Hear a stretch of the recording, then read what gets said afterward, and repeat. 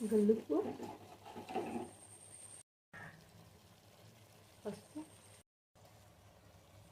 కొంచెం అల్లం పేస్ట్ వేసుకుని తిప్పుకోవాలి. వేసుకున్నాక కారం వేసేసుకున్నాం.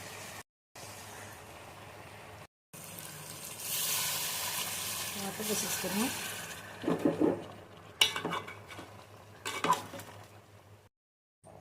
తలకాయ మాంసం ఘాటుగానే ఉండాలండి, ఇలా చక్కగా ఎర్రగా. ఇప్పుడు మూత పెట్టేసుకున్నాం.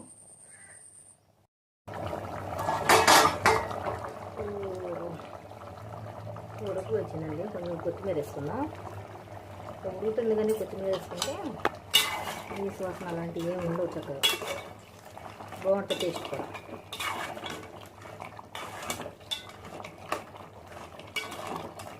మూత పెట్టేసుకున్నాం. కొంచెం ఉడికిన తర్వాత మసాలా తీసుకున్నాం. కొద్దిగా వేసుకున్నాం.